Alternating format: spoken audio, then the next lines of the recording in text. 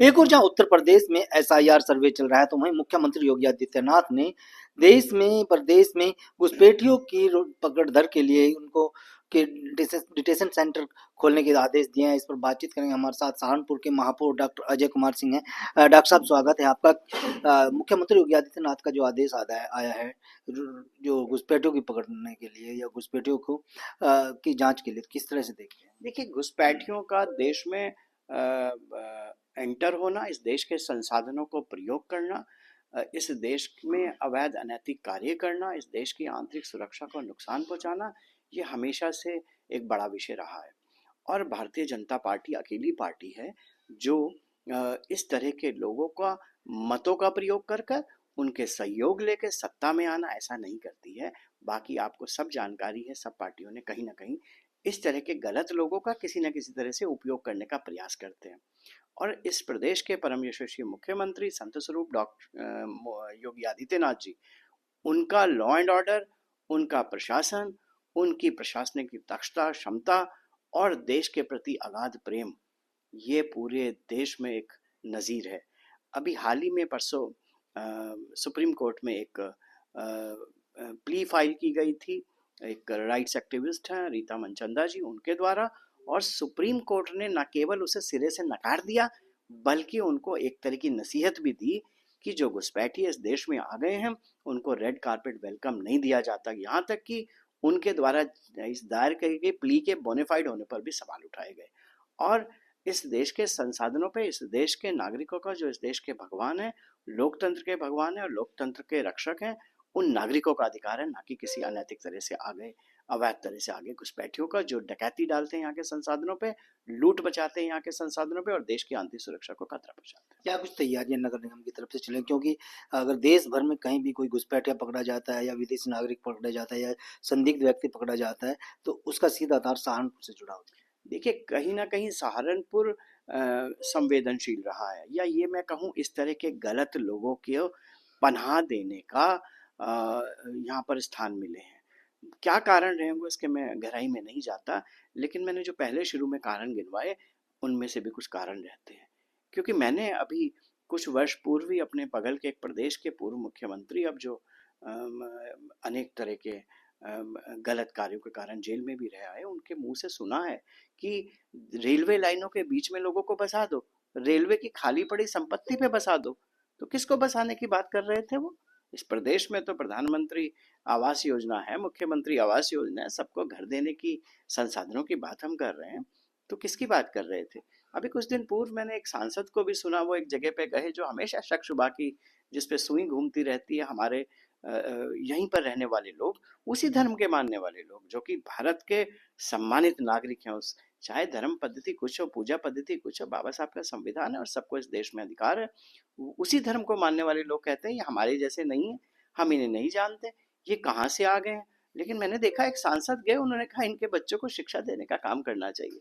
तो ये बड़े हास्यास्पद भी हैं। मुझे नहीं लगता राजनीति में राजनीति करना एक विषय है, विचारों को रखना एक विषय है, विचारधारा में अंतर हो सकता है, हमारे मतों में अंतर हो सकता है, हमारे मत अलग हो सकते हैं, हमारे विचार अलग हो सकते हैं, लेकिन जब देश के नागरिक का सवाल आएगा, वो किसी धर्म, जाति, संप्रदाय, पूजा पद्धति का मानने वाला हो, और देश की आंतरिक सुरक्षा का सवाल आएगा, तो वो सर्वोपरि है। उसमें कोई राजनीति किसी तरह की नहीं है। यशस्वी मुख्यमंत्री जी का आदेश है, उसमें नगर निगम से जो भी अपेक्षित होगा उससे बढ़ चढ़ के नगर निगम कार्य करेगा।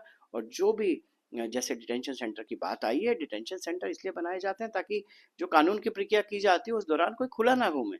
कानून की प्रक्रिया में अगर खुला घूमता है तो उससे हमेशा डर है, वो किसी भी गलत तरह की गतिविधि में शामिल हो सकता है। उसमें पूरा नगर निगम अपना दायित्व का निर्वहन करेगा। दिल्ली में ब्लास्ट होता है, आतंकवादी पकड़े जाते हैं, डॉक्टर पेशे से जुड़े लोगों के पास से AK-47 विस्फोटक सामग्रियां मिल जाती है, लेकिन सांसद साहब उन्हें भी कहते हैं कि भटके हुए युवा हैं। किस तरह? देखिए, मैं किसी की बात पे कमेंट नहीं कर रहा हूँ, लेकिन इस देश की माँ भारती के मस्तक पे माँ भारती के छिन्न भिन्न करने का जो प्रयास करेगा, उसका अंजाम सब लोग जानते हैं। इस देश में कानून की सरकार है, बाबा साहब अम्बेडकर के नियम कानून को मानने वाली सरकार है। उनको वहीं पहुंचाया जाएगा जहां उनका स्थान है। वो किसी भी प्रोफेशन से जुड़ा हो, किसी भी धर्म का अनुयायी हो, और गलत तरह की गतिविधियों में अगर वो संलिप्त होगा, कोई राजनेता उसको आश्रय देगा, संरक्षण देगा, मुझे लगता है उनको भी संभलने की और भटकाव से दूर आने की जरूरत है। भटके वो नहीं है, भटके वो हैं जो चश्मे गलत पहनते हैं और गलत को भी सही ठहराने का प्रयास करते हैं। महमूद मदनी का भी बयान आया है कि जो जिहाद को लेकर के, चाहे उसमें लव जिहाद हो, चाहे लैंड जिहाद हो, शिक्षा जिहाद हो, तो इन जिहाद जैसी चीज़ों को स्कूलों में जो पाठ्यक्रम पढ़ाया जाता है उनमें पढ़ाया जाए। मदनी साहब के बयान का क्या वो कहना चाहते हैं, क्या नहीं कहना चाहते हैं, ये अलग है। मुझे लगता है ये सब लोग अब अप्रासंगिक हो चुके हैं और इनकी कोई प्रासंगिकता पूरे देश में नहीं है। उल्टे पुल्टे बयानबाजी करते रहना और प्रासंगिकता में बने रहना, आप लोगों के कैमरों के भूख है इन लोग को, ऐसे बने रहने का इनका सिर्फ मानी सस्ती लोकप्रियता। मैं ऐसा कहूँ तो ठीक नहीं होगा।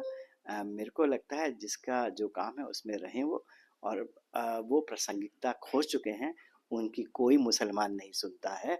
मुसलमान राष्ट्रभक्त हैं, मुसलमान इस देश के नागरिक हैं। इस देश के हर तरह के संसाधनों पर जितना और नागरिकों का अधिकार है उतना ही उनका भी अधिकार है। और आप देखते हैं सरकार बिल्कुल एक तरह से सबको देश के नागरिकों का सम्मान करती है, अधिकार करती है। लेकिन अगर कोई धर्म विशेष के लोग, धर्म विशेष के पूजा के स्थल, धर्म विशेष के सो कॉल्ड स्कॉलर, स्कॉलर नहीं कह सकते इनको, स्कॉलर की तो बात ही नहीं करते हैं ये लोग, तो बिल्कुल आतंकवादी की तरह बात किया करते हैं। तो इस तरह के अगर लोग हैं, ये लोग पनाह देते हैं, किसी तरह का उनका बचाव करते हैं और उनका वैचारिक रूप से बचाव करते हैं, तो जनता इनको अपने आप ठिकाने लगा चुकी है, जनता ठिकाने लगा देगी इनको।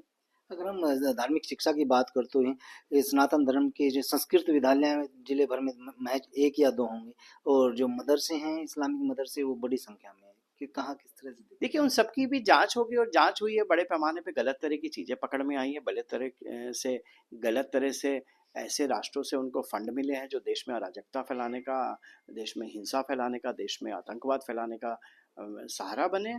उन पे जो भी कार्रवाई हो रही है। तो बाबा जी का बुलडोजर है, वो चलता है, उसमें कोई ऐसी बड़ी चीज नहीं। डॉक्टर साहब आखिरी सवाल है, देश पहले या धर्म पहले, और क्यों? देखिए सर्वोपरि देश है और देश के नागरिक इस देश के भगवान है। हमारी पूजा पद्धति, हमारी धर्म की पद्धति, वो मेरा निजी विषय है, लेकिन इस सबसे ऊपर ये देश सनातन है, जब से सृष्टि बनी तब से है, और ये आदि अनंत काल तक रहने वाला है।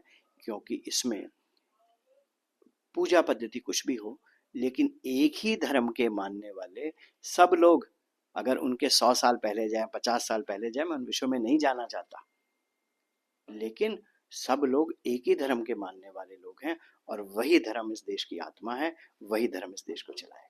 बहुत बहुत धन्यवाद डॉक्टर साहब। ये थे हमारे साथ डॉक्टर अजय कुमार, जो सहारनपुर के महापौर हैं। इनका साफ तौर पर कहना है जो डिटेंशन सेंटर खोले जा रहे हैं उनके माध्यम से कहीं ना कहीं जो रोहिंग्या है या घुसपैठिया है उनको उस डिटेंशन सेंटर में रखा जाएगा, जिससे आंतरिक सुरक्षा का जो बढ़ रहा खतरा है वो कम होगा, और जो यहाँ के मूल निवासी हैं, हिंदुस्तान के नागरिक हैं, उनका जो तमाम अधिकार हैं तो उनको मिल पाएंगे। वीडियो के बारे में आपकी क्या राय है, कमेंट में जरूर बताएं। अगर आप ये खबर फेसबुक पर देख रहे हैं तो वीडियो को लाइक करके पेज को फॉलो करें। इसके अलावा अगर आप इस खबर से यूट्यूब के जरिए जुड़े हैं तो चैनल को सब्सक्राइब करके बेल आइकन दबाना बिल्कुल ना भूलें। नमस्कार।